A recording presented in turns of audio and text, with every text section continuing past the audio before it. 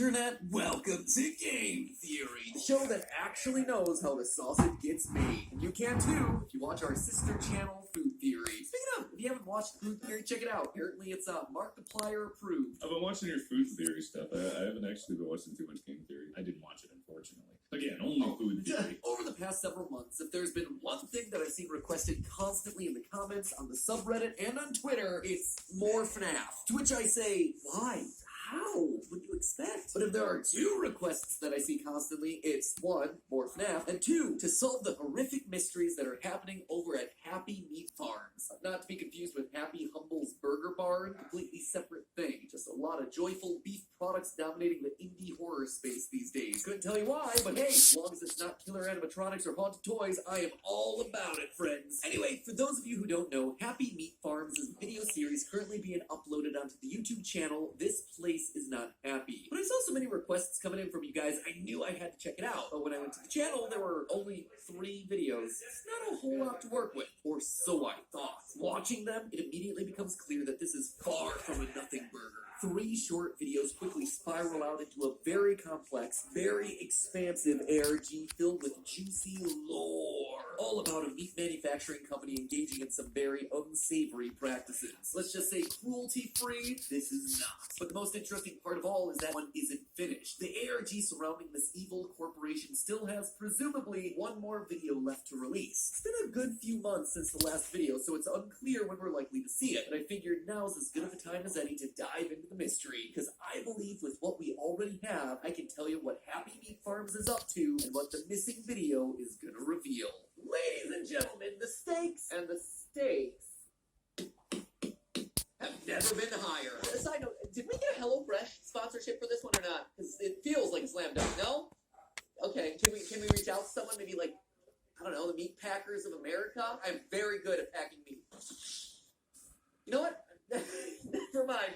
Strike that, I said that one. Now, also, before we get things started here, because this is an ongoing ARG, I want to bring up the 5 rules of solving these sorts of puzzles that we've talked about in previous videos. Don't want to have to resort to me uploading a video that looks like this again.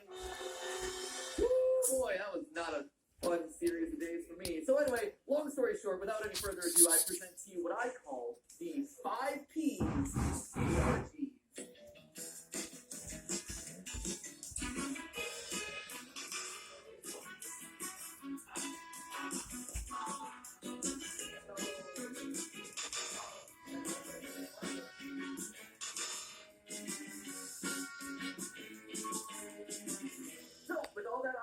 Time to get to the meat of the theory. It's the same steak from earlier. Yeah, I get that I've reused the joke already, but we bought these beautiful steaks. Didn't want to go to waste. It's like a $20 cut of steak for like a 1-cent joke.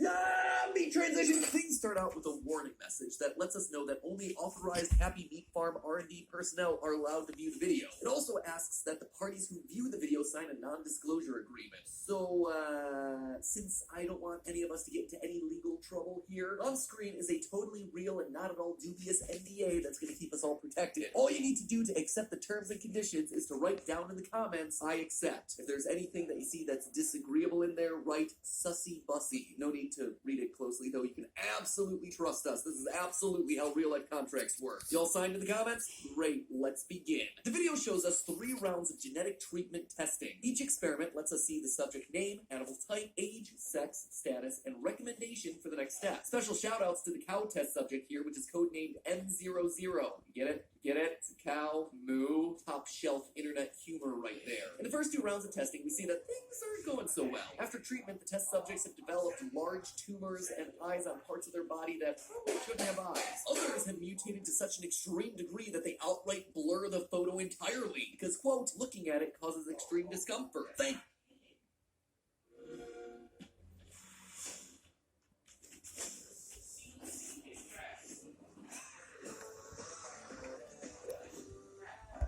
entirely, because, quote, looking at it causes extreme discomfort. Thank you, Happy Meat Farm, for your thoughtfulness and foresight. Except, there's just one problem with that move. The last frame the image is on screen, the blur filter disappears. While most subjects are either kept for further study or outright killed, two develop extreme growth and are then sent to HR. Not exactly sure what human resources are going to be doing with a gross lump of mutant chicken, but clearly this is heading in the direction that they want. And when the final animal, M0101, escapes the facility, the whole thing's declared a success and Happy Meat Farm moves on to begin human trials. But hold on, there's something else here. Something in that legalese that appears at the very beginning of the video. If you bother to read the entire disclaimer, as I'm sure you always do in any agreement that you go into, including the contract that we just signed on the channel a few minutes ago, you'll see at the very bottom, for more information, go to happymeatfarms.com. And you know what? Yeah, I would like some more information, please. So let's head on over, and it's a very normal, very corporate-y looking website. Squarespace did you well, my friends. You got everything you need. Your list of products and services, your company history, your glitching welcome video with hidden text. Hold on a minute, that's not something that you usually find on a corporate website. And if that one didn't tip you off, the copyright will. 2023, huh? It's copyrighted from the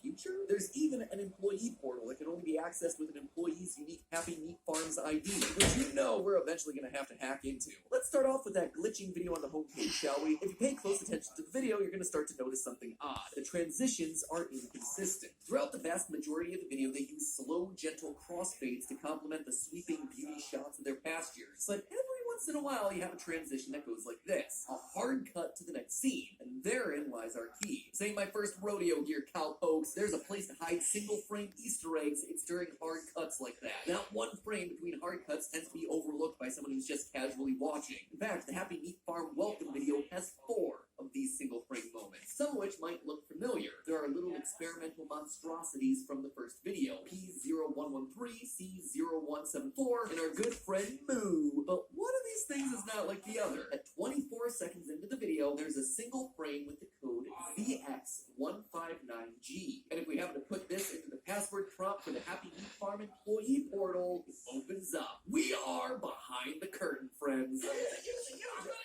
Make sure it's right. Let's find out on that file.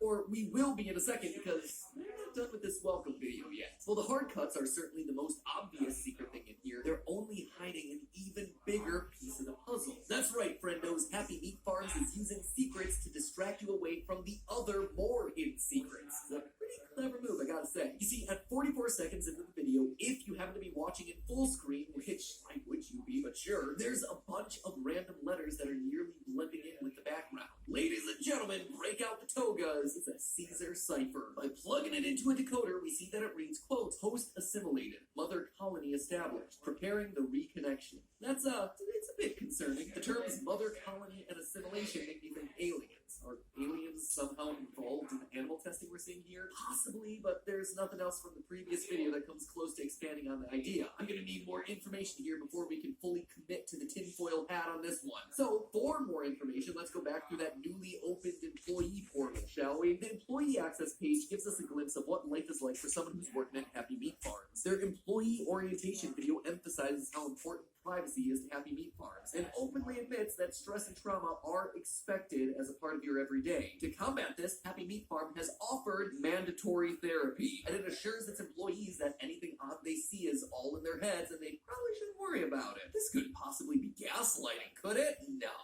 They're just listening in on our private conversations with our therapists in order to know which ones have seen too much and which ones to bump off. Look, there's even a list of benefits that we get for working here, including compensation in the event of our untimely demise. When your likelihood of death is expressly called out on the employee homepage, might be time to start looking for a different line of work. There's also the not-so-subtle mention of being part of the New World Order. See, editors? I told you working in the dungeon wasn't so bad.